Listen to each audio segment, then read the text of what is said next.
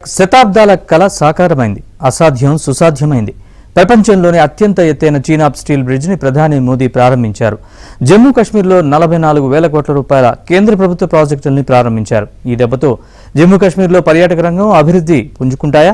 ప్రపంచంలో కొన్ని దేశాలు కేవలం పర్యాటకంపై ఆధారపడి అభివృద్ధి చెందుతున్నాయి. అలా మనం జమ్మూ కాశ్మీర్ని తయారు చేయలేమా?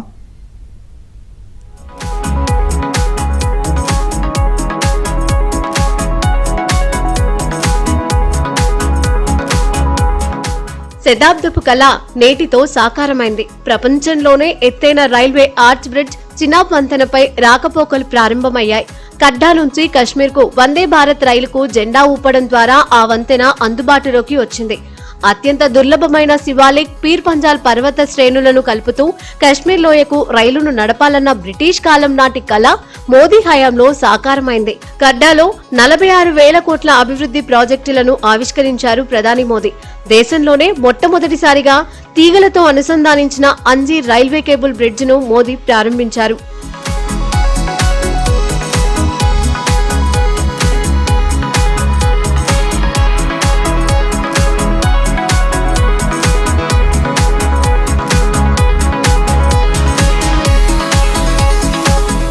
పహల్గామ్ ఉగ్రదాడి తర్వాత ప్రధాని జమ్మూ కాశ్మీర్ లో పర్యటించడం ఇదే తొలిసారి.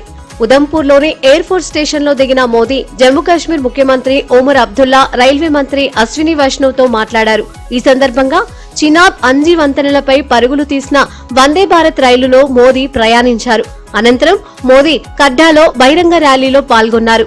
ఉగ్రదాడి నేపథ్యంలో భారీ స్థాయిలో భద్రతా బలగాలను మోహరించారు. ఎవరు ఎన్ని కుట్రలు పన్నినా కశ్మీర్లో అభివృద్ధిని ఆపలేరన్నారు ప్రధాని మోదీ. ఆపరేషన్ సింధూర్ తో ఉగ్రవాదులకు తగిన గుణపాఠం చెప్పామని మోదీ పునరుద్ఘాటించారు. आज 6 जून है, याद कीजिए, एक महीने पहले, ठीक 1 महीने पहले 6 मई की वो रात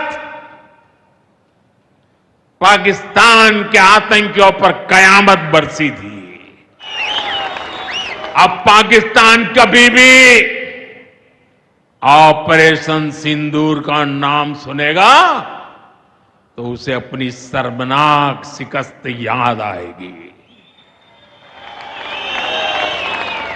पाकिस्तानी फौज और आतंकियों ने कभी सोचा नहीं था कि भारत पाकिस्तान में सैकड़ों किलोमीटर अंदर जाकर के आतंकवादियों पर इस तरह वार करेगा.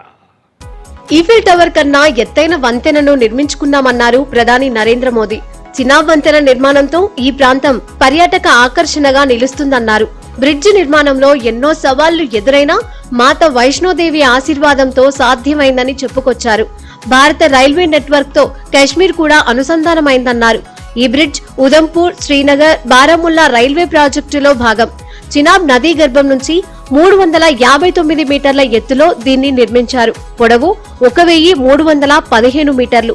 ఇప్పటి వరకు చైనాలోని బెయిపాన్ నదిపై ఉన్న షుబాయి రైల్వే వంతెన 275 మీటర్ల ఎత్తులో ఉంది. ఈ ప్రపంచ రికార్డును చినాబ్ బ్రిడ్జ్ అధిగమించింది. ప్యారిస్ లోని ప్రఖ్యాత ఐఫిల్ టవర్ తో పోలిస్తే దీని ఎత్తు 30 మీటర్లు ఎక్కువ. అతివేగం, భూకంపాలు, వరదలు, బాంబు పేలుళ్లను సైతం తట్టుకునేలా అత్యాధునిక సాంకేతికతతో దీనిని నిర్మించారు. రైలు గరిష్టంగా 100 కిలోమీటర్ల వేగంతో వెళ్లొచ్చు. 1,486 కోట్ల రూపాయలతో నిర్మించారు. 1997లోనే ఇక్కడ బ్రిడ్జి నిర్మించాలని రైల్వే శాఖ సర్వే నిర్వహించింది. ఇప్పటికి సాకారమైంది.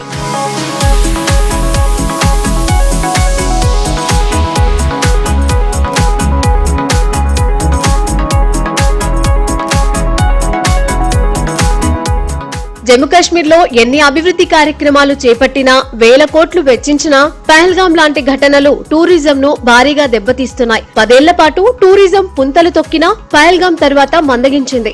జమ్మూ కాశ్మీర్ ను స్విట్జర్లాండ్ ఆఫ్ ఇండియాగా అభివర్ణిస్తారు.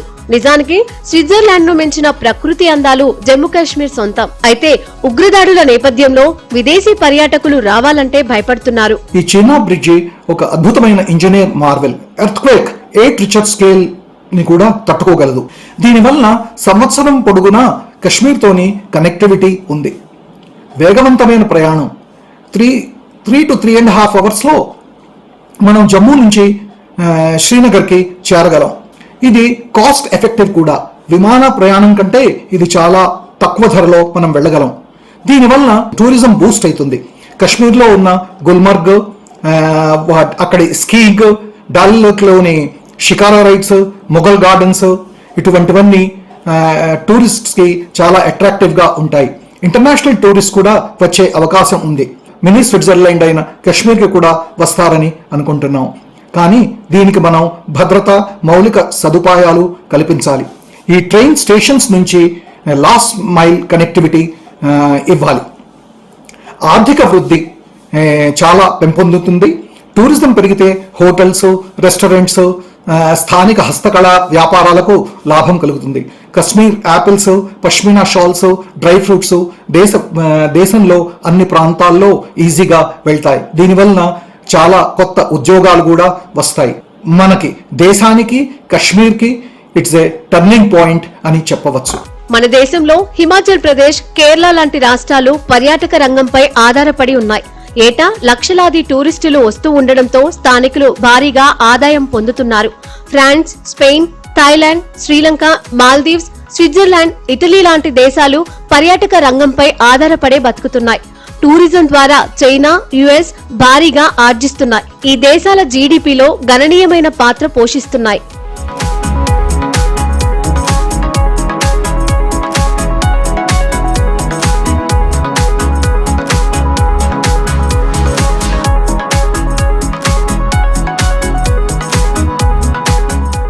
పర్యాటక రంగం అభివృద్ధి చెందుతున్న దేశాల ఆర్థిక వ్యవస్థలకు ముఖ్యమైన పాత్ర పోషిస్తుంది.